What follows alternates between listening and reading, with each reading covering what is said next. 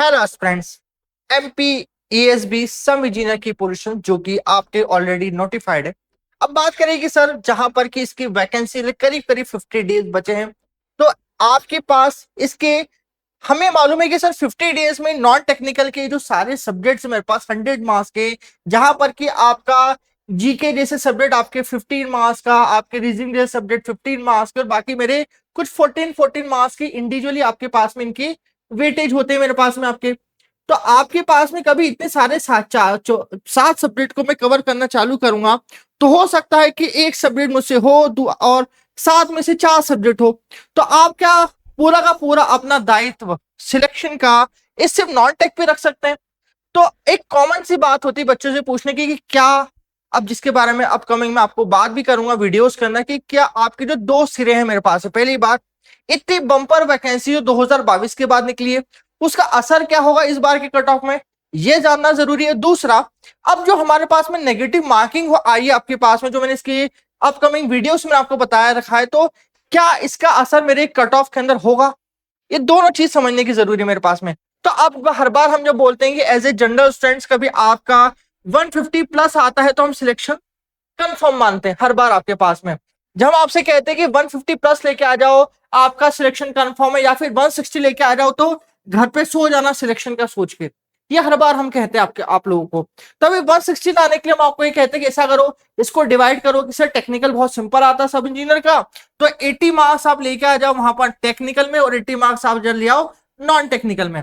मगर हम कहीं पर भी बात नहीं करते थे कि सर कितना एक्यूरेट होना जरूरी है, क्योंकि sir no negative marking, no pain no gain, ये वाला मसला होता था। मगर अब आपकी नेगेटिव मार्किंग है, आपने एक गलत जगह रखा तो हो सकता है कि अभी 150 जो आपको कट ऑफ में बार बार बोल रहा हूं, अब एक घटेगा, जरूर घटेगा। 10 मार्क्स तो मिनिमम मेरे पास इसका अंतर आएगा, क्योंकि हम लोगों को मालूम है कि आपके पास नॉर्मलाइजेशन भी होगा अलग अलग शिफ्ट का मेरे पास में।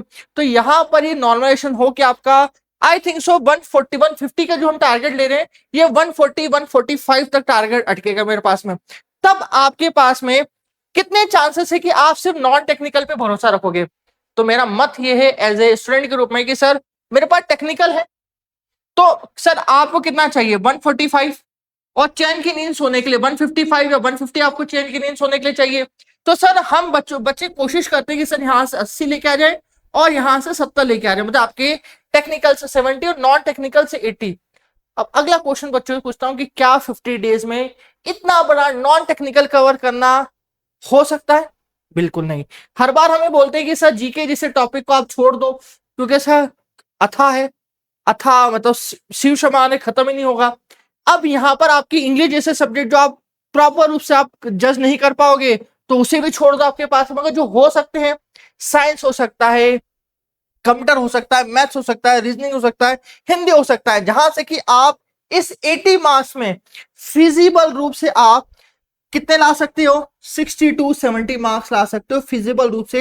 हम बात करें तो मैं बोल रहा हूं कि जो प्रैक्टिकल अप्रोच है, प्रैक्टिकल अप्रोच, क्योंकि हम प्रैक्टिकल अप्रोच कैसे, जैसे आप एमपीपीएससी के एग्जाम देते हो उसके प्रीलिम्स के अंदर भी कितना आते हैं आपके पास में 80 अराउंड, हमारे पास बोलते हैं कि अच्छा कट ऑफ गया मेरे पास में, जब सब बच्चे फाइट करते हैं तो मेरे पास में, तो उसी तरह का फाइट है मेरे पास में, ठीक है। मगर यहाँ सब्जेक्ट और ज्यादा है, ये भी ध्यान दीजिएगा मेरे पास में।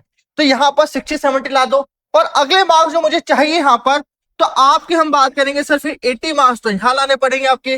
तो अब बात करेंगे सर यहाँ पर 80 प्लस कैसे लाया जाए टेक्निकल डोमेन में, specially as a electrical instrument मेरे पास में, जहां पर की ऑफिशियल रूप से मेरा जो सब्जेक्ट का सिलेबस है ये दिया हुआ है आपकी वेबसाइट के ऊपर। आप जाएंगे एमपीईएसबी सम इंजीनियर ऑफिशियल सिलेबस, तो आपको पुराना 2016 का एक कुछ सिलेबस आपको दिखाई देगा।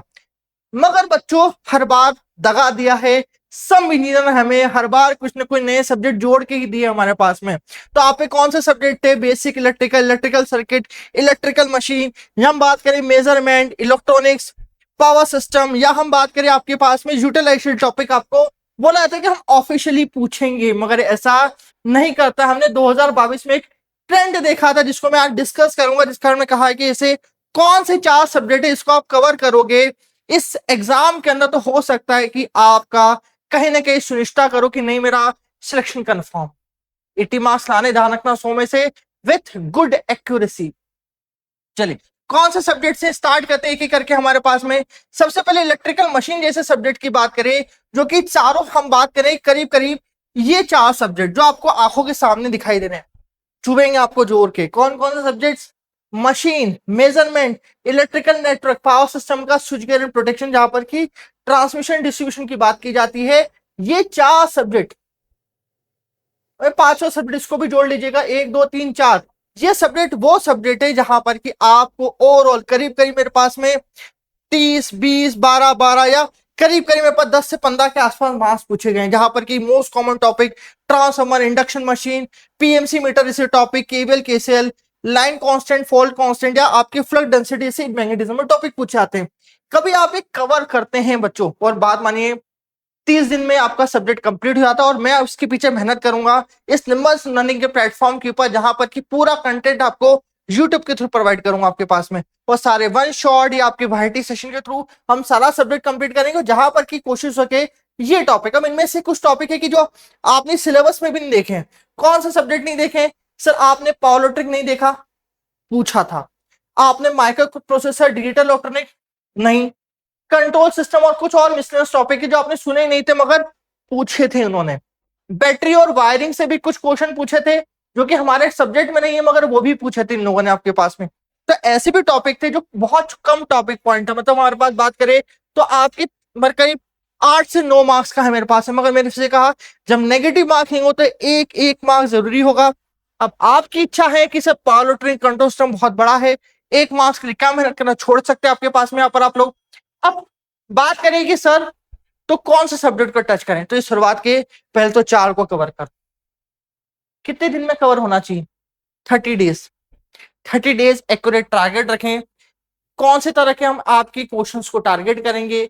आरआरबी जेई के previous year questions papers, SSC JE के आपके सीबीटी 1 के आपके क्वेश्चंस पेपर को लगाएं, आराम से पेपर निकलेगा, मक्खन तरीका निकलेगा मेरे पास में। बाकी इन सब्जेक्ट की लोड मत लेना, ठीक है? जितना बच सको उतना बेटर है जी, ठीक है बच्चों?